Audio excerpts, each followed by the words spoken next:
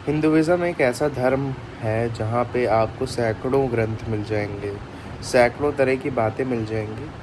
और आप ये ऐसा धर्म है जहाँ पे अगर आप एक रीजन से दूसरे रीजन में जाते हो तो मान्यताएं भी बदल जाती हैं। और कॉमन क्या है कि कॉमन यही है कि इधर वाला भी हिंदू है, उधर वाला भी हिंदू है, लेकिन मान्यताएं बदल गई।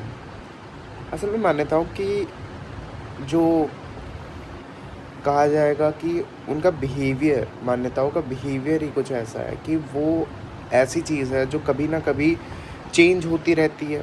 कभी ना कभी वो एक अच्छी चीज़ मानी जाती है तो अगली कुछ डिकेड्स बाद वो एक गलत चीज़ मानी जाती है। जैसे अभी अगर आप आज के एक आम हिंदू के पास जाके कहिए कि जो है, मैं किसी मूर्ति पूजन पे नहीं मानता हूँ, क्यों? क्योंकि मैं वैदिक परंपरा से आ रहा हूँ, तो वो भिड़ जाएगा। और वहीं आज से अगर 2500 साल पहले आप जाते, ठीक है, तब वहाँ पे जाके आप कहते कि मैं मूर्ति पूजन को नहीं मानता हूँ। हालांकि ये तो बड़ी अजीब और छोटी बात है वेदांत के लिए, मूर्ति पूजन या मानना या मूर्ति पूजना ना पूजना। तो यही चीज़ के बेसिस पे अगर आप 2500 साल पहले जाते तो आप ये कहते, तो वहाँ पे जो हिंदू समाज था वो नॉर्मली ले लेता उसको, कोई उसको प्रॉब्लम नहीं होती। आज जो हम देख पा रहे हैं अपने धर्म को, हमें ये चीज़ समझनी पड़ेगी, क्या हमारे पास कोई ऐसी पुस्तक है जिस पे हम एकदम अटल होके कह सकें कि ये हमारी पुस्तक है, इसके बेसिस पे हमारे धर्म की स्थापना हुई थी और यही हमारा दर्शन है, यही हमारा धर्म है। हमारे पास पुस्तक तो है, हमारे पास 3 जो प्रस्थान त्रयी आती हैं और शंकराभाष्य, या ऐसे मोटे तौर पे हमारे पास पुस्तकें हैं। हमारे पास वेदांत सूत्र है जिसको ब्रह्म सूत्र कहते हैं, उपनिषद है हमारे पास, और हमारे पास भगवत गीता है। इन 3 ग्रंथों को छोड़ के हर कथावाचक, हर गुरु, हर कोई हर एक पुस्तक पे बात कर रहा है। Beat Manusmriti, beat all the Puranas, सब पे बात चल रही है। आप ये समझिए कि बहुत छोटा समय रहा है जहाँ पे बहुत कम समय तक की जो हिंदू है वो अपनी रूट से बचा रहा, अपने रूट से जुड़ा रहा। वो जो एक गुड कंजर्वेटिव थिंग्स थी उससे जुड़ा रहा। मैं बात कर रहा हूँ उपनिषदों की। और आज का जो हिंदू समाज है, आज से 1000 साल पहले का भी हिंदू समाज है। इन 1000 साल में जितना अत्याचार हिंदू समाज ने सो कॉल्ड छोटे वर्ग और सो कॉल्ड जो बड़े वर्ग ने करा है, क्योंकि वेदांत के अकॉर्डिंगली तो ना कोई छोटा है ना बड़ा है। वेदांत इन चीज़ों पे तो मौन ही रहता है। वेदांत अगर आत्मज्ञान की बात कर रहा है तो आत्मज्ञान में कुछ एसेंस हम ये देख सकते हैं कि यहाँ पे ऊंच नीच, यहाँ पे द्वेष का भाव रखना, या मैं बड़ा तुम छोटा, तुम छोटे मैं बड़ा, इन सब की तो बात ही नहीं करता है वेदांत। वेदांत क्या है? हिंदुइज्म की रूट्स हैं, सनातन वैदिक धर्म की रूट्स हैं।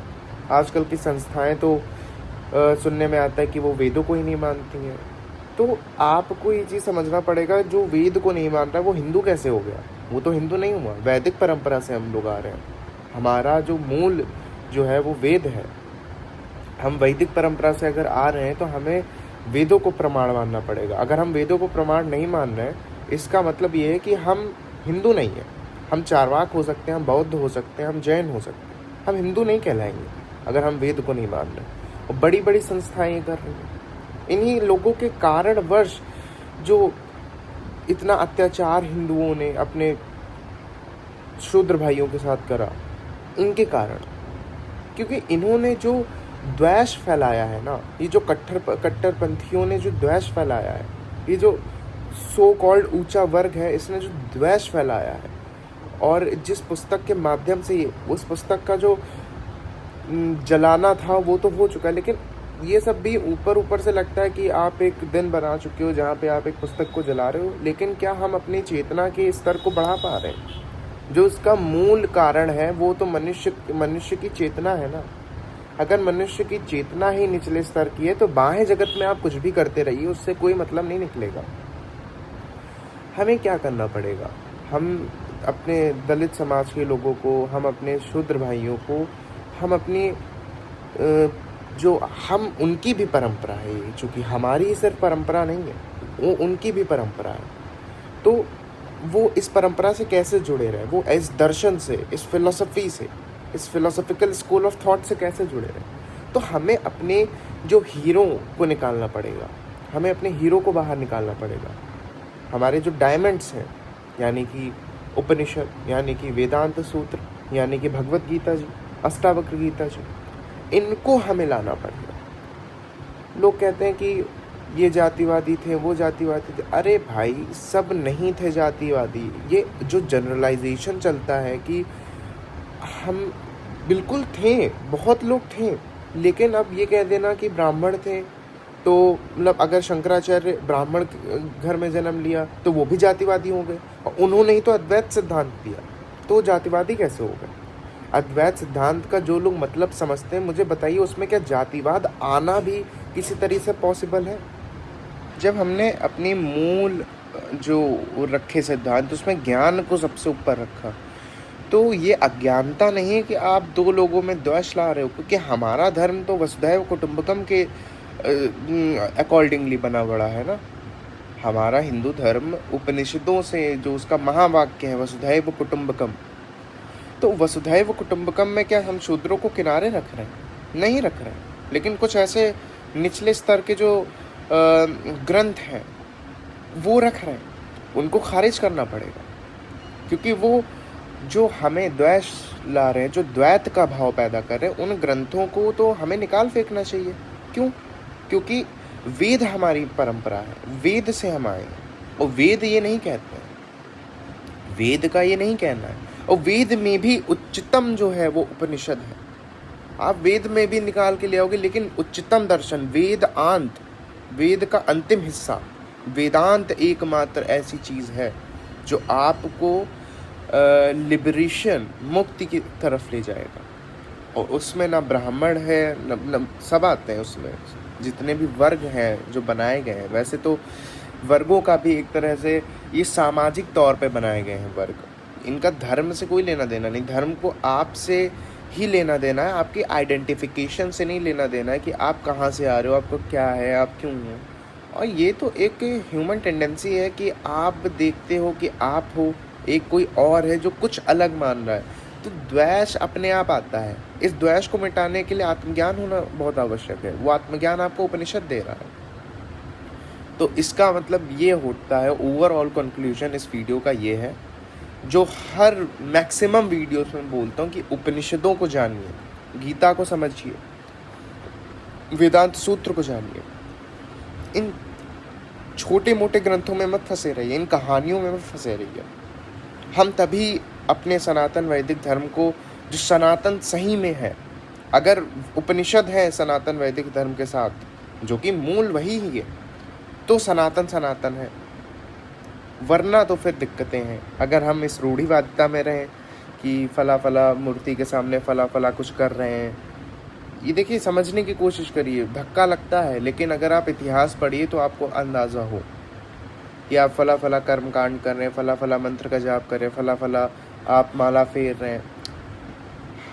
आप जाइए, आप देखिए, ये आज से कितने साल पुरानी चीज़ें हैं, बहुत ज़्यादा पुरानी चीज़ें नहीं हैं ये।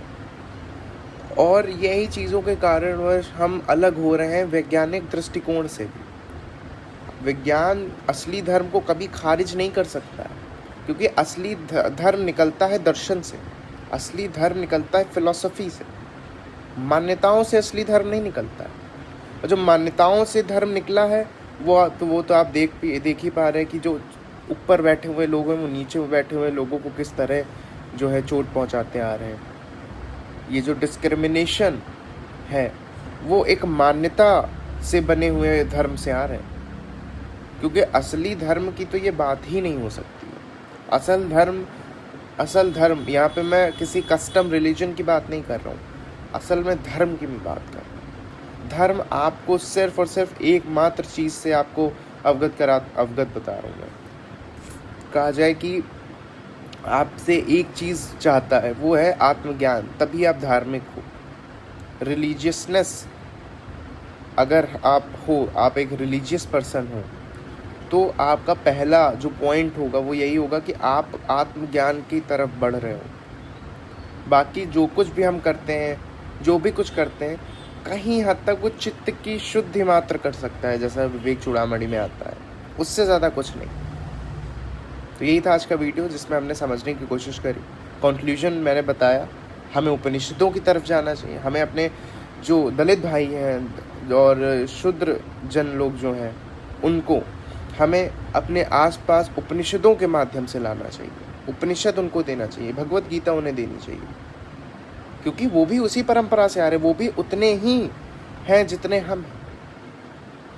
और जो द्वेष फैलाया गया है, जो ये चीज़ें चल रही हैं आसपास, इसका खंडन हमें करना पड़ेगा।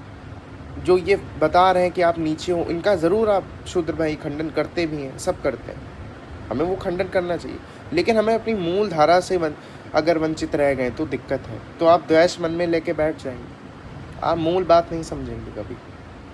तो यही था आज का वीडियो अच्छा लगा हो तो लाइक करिए। और ऐसे कई वीडियोस पड़े हैं मेरे यूट्यूब चैनल पे जहाँ पे मैंने दर्शन से रिलेटेड बात करी है और हर चीज़ से रिलेटेड बात करी है, जिस पे मुझे थोड़ा बहुत आता है। Thank you so much for watching.